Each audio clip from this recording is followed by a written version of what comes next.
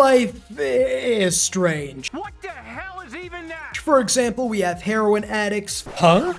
Guards, this nigga has lost his composure. Fart furry fetish porn, a widespread disease needing to be excised. But this game, Life is Strange, is a trip. It's like taking 5 perks as an appetizer with crystal meth as the main course. But it's a well-loved game that I've completely forgotten about until the other day when I realized, why yes, I do remember that game that had millennial cliches from the 2000s in the eyes of a boomer. And hella more trouble for you. Hella saved my life. What? He's so hella fucking paranoid. Hella insane. I'm hella ready. But how does it hold up? How many views can I milk from this? Can I punch Thing 1 in the face? And most importantly, can I gather the power I need to defeat the queen of daddy issues? Let's go smoke some crack off. Well, actually, I'm fairly certain half the characters are 17. Let's just use our camera as the pipe this time and play Life is Strange Episode 1 on crack. As is tradition, let's check out all the episodes and make our assumptions in the future before coming back at the end to what I can only presume is the most accurate future sight-like predictions witnessed by man. First episode will be the plot of Get Out, except I'm a devout Catholic escaping from rebellious K-pop as my entire personality group of teens during a graduation orgy. Episode 2, I've shed my Catholic past and instead formed a relationship with a devil worshipper, bringing our two sides together in this Romeo and Juliet scenario. Episode 3, our principal told us dream standing isn't a personality trait, and so we're breaking in and planting our panties in his desk to get him caught and charged with pedophilia. Episode 4, my girlfriend has a dark room in which she was planning to use me as a sacrifice to the devil this entire time, breaking my trust. Finally, episode 5, God himself starts the apocalypse after finding out that this thing exists. I wake up in the middle of a storm with glorious water textures, real advancement in graphical quality right there, looking like the GTA Trilogy remaster. Max is the main character and her hair looks like it was dipped in some gel like a Dunkaroo. I wake up as it appears the gel has amnesiac properties and I walk around like an Alzheimer's victim, not knowing what I'm doing or where the hell I'm going. I get to the lighthouse and there's Hurricane Katrina about to blow into my town if it wasn't crawling at a steady snail's pace of Mach 0. A boat smashes into the lighthouse and just as I'm about to find out which religion is right, my scientific experiment is thwarted and I wake up in the real world. How my teacher didn't catch me snoozing in this barren classroom of 7 people we'll never know. Ah, this is an art classroom. Oh, that explains the room temperature IQ from Mr. I didn't have my avocado toast and coffee this morning, you better stay out my way. Not to worry, sir, I can take it from here. You go get some well-deserved rest.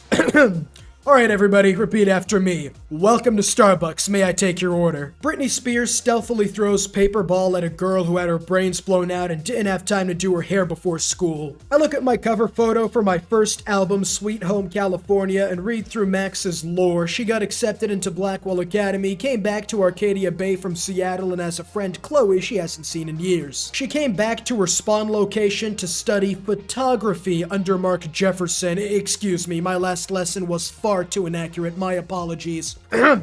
Repeat after me.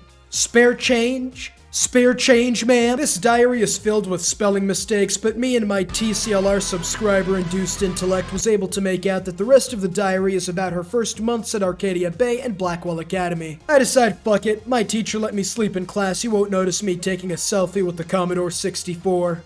So if anyone... I believe Max... Okay, well, never mind. I didn't think this camera would sound like an air raid siren. He asks me for the name of the first ever self-portrait process, and I tell him this is photography class, not history. I want to work at Starbucks, not as a shoe shiner. And then Victoria, the bitch, hops on his dick so fast I thought they merged into a new species. Now you're totally stuck in the retro zone.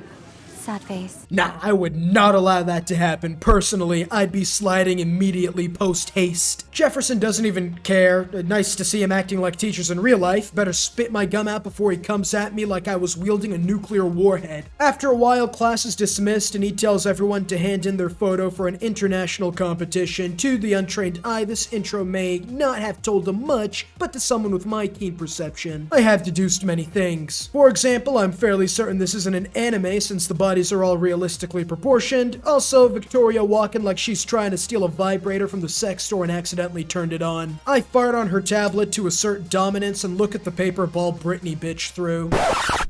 Her what? I try to strike up a conversation with Mia Khalifa, but the bags under her eyes illustrate late nights assuredly studying the Kama Sutra for her job, so I leave her alone. Mr. Jefferson puts the leash on Victoria and asks me for my photo submission and starts talking about some hippie shit or something, and I make my way into the hallway, deciding to take a time out in the bathroom to wash off the third-degree burn Victoria gave me, although that was more like a light brush on the stove than anything. I put my headphones in and put on some banger beats.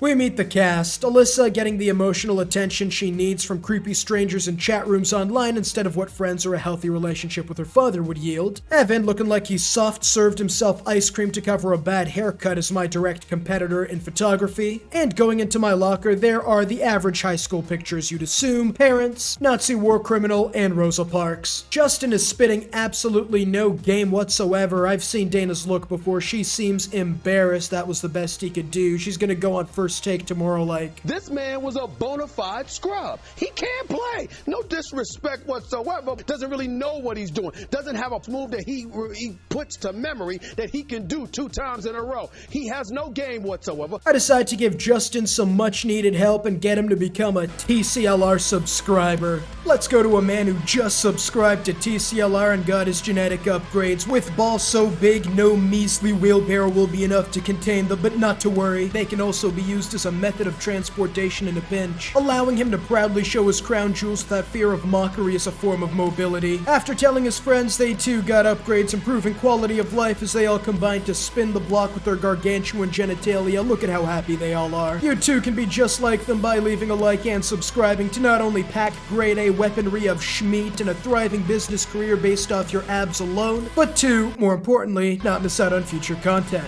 Stella's the only one getting any work done at Blackwell. She's gonna become the greatest McDonald's employee the world's ever seen by the time everything's all said and done. Brooke looks like she's one high school rom-com away from removing her glasses and going from a 1 to a 10. And I know they're supposed to be bullying Daniel, but it seems more like they're trying to seduce him. But, step quarterback, I'm straight. So is spaghetti until it gets wet. Rachel Amber has been missing for almost a year at this point. Nothing funny, this is just gonna be an important plot point later. Max making fun of the soda machine. Yeah, you would like it if a bag of sugar dropped down, wouldn't you? Maybe you could turn into more than an appetizer for Hannibal Lecter. Fucking hell. At least if you're ever starving on a deserted island with others, don't worry, no one's gonna cannibalize you. Would cost more energy than they would get out of it. Good thing I left my AK at home. Listen, you'd be surprised. American high schools usually have this level of security. After Max thirsts over a Sims customizable character and disses the janitor, we get to the bathroom with graffiti all over the place. Now, see, this is why you respect the janitor. Maybe then I wouldn't look like Mr. Bean trying to sneak into the circus. Max rips up her cover album and follows a not-so-subtle hint about this game before taking a picture of the butterfly as a peeping Tom sneaks in, presumably to sniff the toilet seats, talking about blowing up the school. Until a fatherless behavior caricature walks in and blackmails him for, okay, you see, this really is set in America. He pops the girl and Max reaches out to...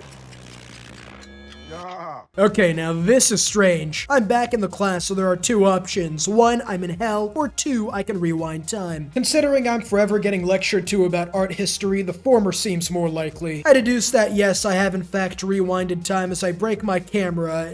No one even flinched. This school is about as brain dead as a victim that's just been decapitated. But rewinding time, I save my camera and even am able to answer the professor's stupid selfie question. I tell you to eat a dick, Victoria, but I'm sure even Matt Stoney's got nothing on you when it comes to Glizzy Guzzling. When he asks me for my photo, I use my hippie knowledge of him and pull out some John Lennon quotes to smooth him over before running like Captain Jack Sparrow to the bathroom. In the moment, I jump in. Okay, well, never mind. Maybe you should have brought that AK after all, huh, Max? So instead, I break the fire alarm as Blue Hair kicks his nuts in before escaping. I get grilled by a security guard who's rocking the pedo stash. I gotta get out of here.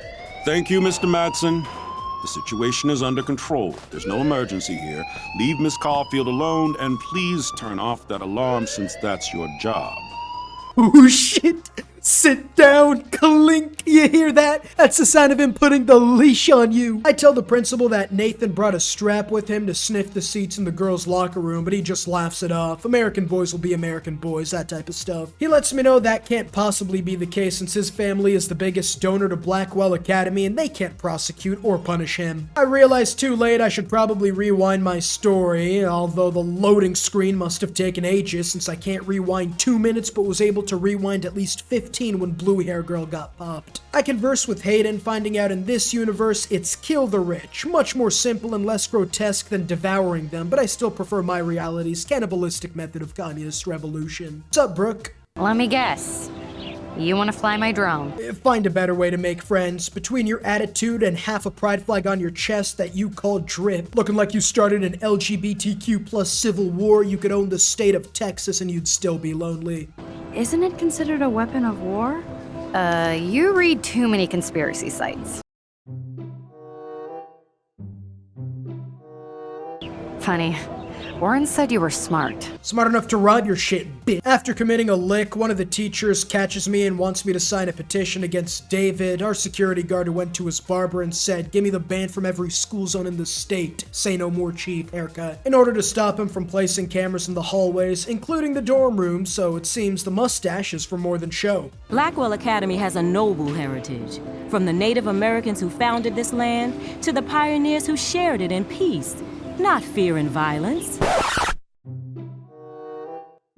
These peaceful pioneers, are they in the room with us? She's right though, the pioneers and natives shared it in peace with the black people who willingly immigrated to the United States, leading to a three-way nation built on trust and prosperity, where all races were involved, nobody was discriminated against, and we all lived happily ever after. She threatens homework, so I'm forced to sign the petition. Afterwards, Warren texts me for his flash drive back, meaning a trip to my dorm is in order. I get to a skater boy every mid-2000s heartbreak song is about and calls me a poser, but with the power of rewind, I recite the Skater Manifesto. With such confidence, he agrees to a demonstration from his boy. It was more of a poser than I ever was, it seems. I take a picture after Trevor starts going through a seizure from flopping in front of the bitches. Say cheese, fucker. The kid who avoided seduction from the football players lets me know that his Rachel Amber fetish allowed him to resist the football team's Adolf Riesling before drawing me. That's pretty dope. Keep this up, and a future as a McDonald's manager is in the cards. I get to Evan, who went to his barber and asked for the shit emoji special, asking if I can check his portfolio.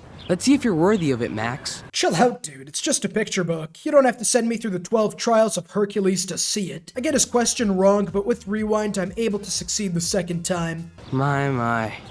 This quiet child knows things. Alright, buddy, maybe lay off the Harry Potter books for a bit. You're a kindred spirit, Max. Would you care for a perusal of my portfolio? Alright, I get it. You have a word of the day calendar.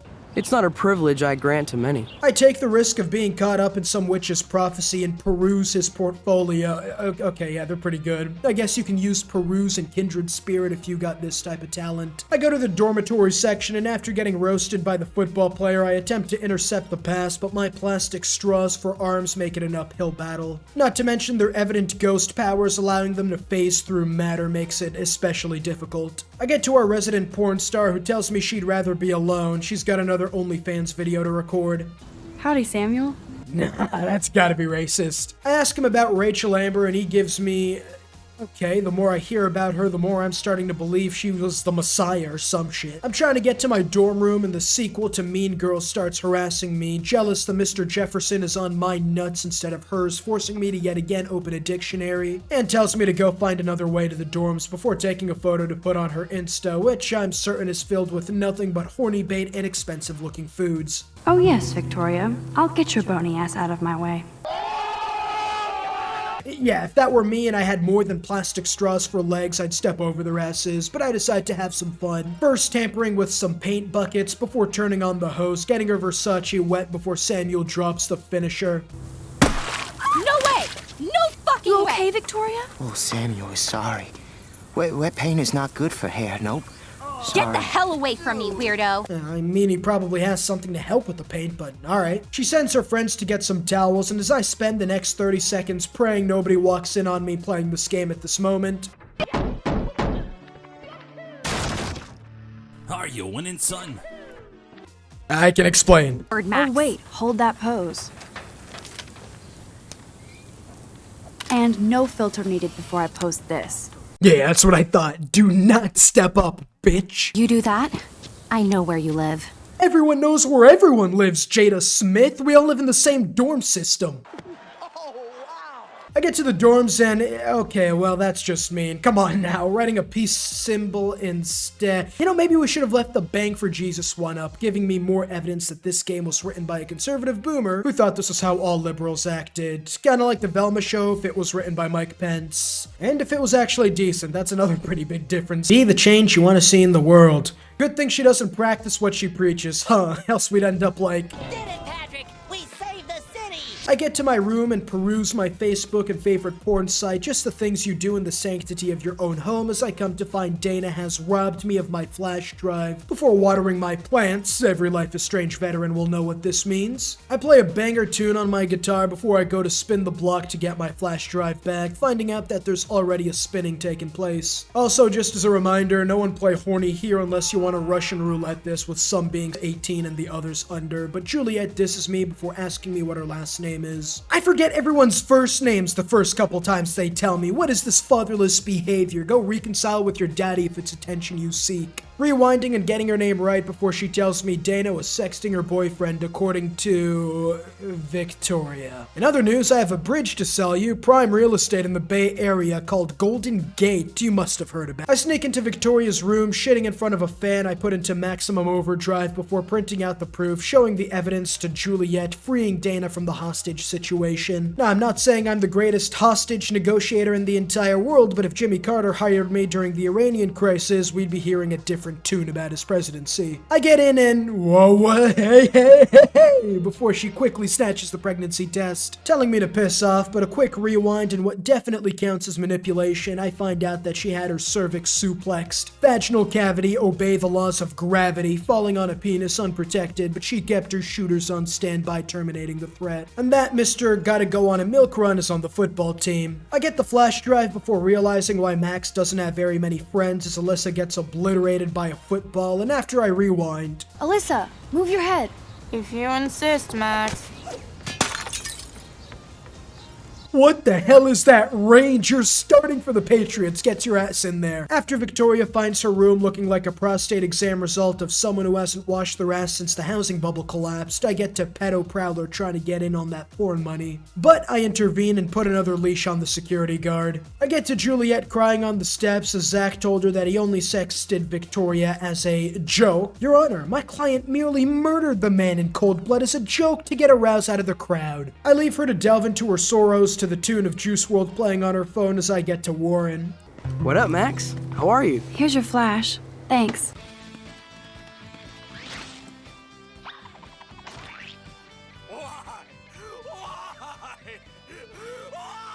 To get out of that situation, he tells me about his old school car looking like Henry Ford himself was involved in this car's production line before inviting me to a drive-in movie date only 60 miles away from here. We discuss my impending revenge on Victoria by posting her post-money shot photo I took. He's a science student, or a computer science, I'm not very sure, although he doesn't have the sullen look with eye bags under eye bags the average STEM student has, so I'm putting a pin on that point. We talk about the movies on the drive and Cannibal Holocaust. Is Hitler gonna come back to life in the next season of Fear the Walking Dead or something? I decide to tell Warren for reals about the bizarro experience I had today. Can you tell I'm wincing while writing this? But before all that, Nathan comes up to me and catches me lacking as I know he's packing heat while leaving my AK back home. I have to sit there and take it as he admits he sees psychiatrists. Half expecting his next phrase to be, "Don't fuck with me, I pay people for that too." Warren tries to help and get Zen headbutted to the ground. Is he carrying a gold-plated frontal bone in that skull? As Vader chokes me out in the traditional way this time, I quickly break free as the blue-haired Wait, that's Chloe? Warren valiantly sacrifices himself in an attempt to leave the friend zone, giving me the time to escape, leaving Private Ryan behind. In the car, the reunion is a little tense as Chloe's mad I haven't called in 5 years, even though I've already been here for a month at this point, and my camera... You know what? I'm done. I'm just gonna play the video instead. Broken. Man, are you serial? Wow, haven't heard that one in a while. But Chloe assures me her step-douche is packing tiny tools and welcomes me back. We get to her house and she gets to talking about her step-Fuhrer, the main character of Cannibal Holocaust presumably, before finding out Chloe was the one posting photos of Rachel Amber and has a butt-ton of traffic tickets she hasn't paid. 5 years from now when she gets stopped by an officer and finds a second student loan's worth of unpaid tickets, she is going to be royally fucked. Rachel was Chloe's angel, extending her hands in her darkest hours. Okay, now I'm really starting to think that Rachel was the Messiah or something, as their plan was to leave Arcadia Bay and move out to Los Angeles together. Yes, very original. Let me guess, you were gonna pursue acting. But 6 months ago, she just disappeared without a trace, gone with the wind after finding someone who would change her life. There has to be something in this water. I have never seen a town with this many collective daddy issues at once. I go to find the tools in the garage, doing some reconnaissance as Kate asks me for tea later while listening to her step-Fuhrer giving out orders on the phone. The man looks like he's stocked up in case Fallout 5 turns into a virtual reality game without the virtual or headset. I wonder who this fine specimen of a man's pedo stash. I find out that he's also secretly installed security cameras around the house without anyone knowing. Rewinding time because I don't want to go one-on-one with officer trust issues over here. I find the miniature screwdrivers and come back to Chloe smoking a blunt as I try to fix my camera. Chloe takes a look at my porn artistry before finding the photo I took of the butterfly in the bathroom, somehow deducing I was in the bathroom with her at the exact same time. I mean, I was, but I could have been there any other time. I let her know I was the fire alarm puller as she asks who else I told. The principal, but just as she says, that one didn't go too well. She gives me her dad's old camera as a late birthday present to replace my old one. We start dancing and shit, although it seems more like something you'd see out of Fortnite than a high school in the 2010s, with Max illustrating her traditional side, hitting us with the washing the dishes maneuver. Step-Fuhrer hears us, and I have to find a place to hide, but no luck as I run around like a headless chicken. He comes in and asks where his gun is, something I'm sure will never come up again in the future, although Chloe's blue hair and tattoos rule her out as a suspect. He finds weed, and this is where Chloe is in trouble. Shit hit the fan, it's about to get good. It's not my pot. It's from Max. It was... Who's this Max girl you speak of? I admit it was mine as he threatens to bring in the cops, although Chloe interjects that I'm actually white, so the cops aren't gonna do shit. But he counters, letting Chloe know she's friendless. My goodness, that's good for her self-esteem, but the back and forth continues as... Oh, you're not even a real cop. You're a fucking security guard.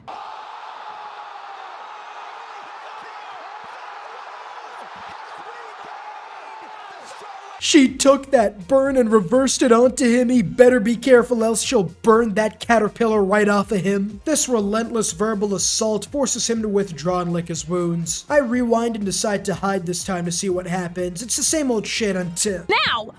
I walk in not knowing what I have to do right now, but she lets me know she'll be okay. That's a relief. Thought she'd want my bony ass to go one-on-one with the ex-military officer. We sneak out the window and I have the exact dream from earlier except no storm. Oh hey, Warren texted. He's been better. We talk about her stepfather David and how he was harassing Kate from earlier, and Chloe remarks on how he probably has their entire house under surveillance.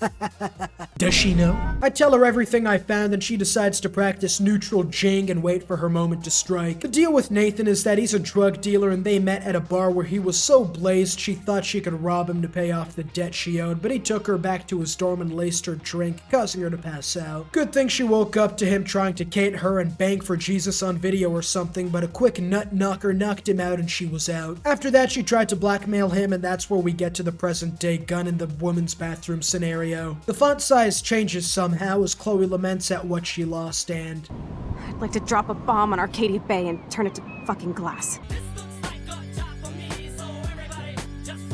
I wake up to more hair gel nightmares, getting out to the lighthouse, finding a newspaper stating that the apocalypse is happening in 4 days, giving me no time to calm down, Zeus. In this plot of the next Percy Jackson book, waking up and telling Chloe everything, although instead of trying to convince her, I could just demonstrate. I'm sure that'd be fairly easy to do, you know, ask her something that only she knows and then rewind time, and although my story gets saved by the snow since it's 80 degrees out, which I'm assuming on the Celsius scale is above freezing, we deduce it's either climate change or I'm right, and I really can rewind time. It seems they aren't so liberal in that philosophy of thinking, and so rewind powers it is. Greta Thunberg is already furiously texting at them as we speak. getting a nice pan-out shot from everyone, including characters we haven't met yet as we conclude episode 1. Thank you all so much for watching. If you enjoy, leave a like and subscribe to not miss out on future content, and check out some of my other work down below in the pinned comment. And here are the results of episode 1. I have no idea how 80% of people comforted Victoria. Y'all are some bitches. The others are pretty normal though, although it seems I can add bird slaughter to my list of war crimes for the hog. In any case, I'll see you all in the next video. Peace.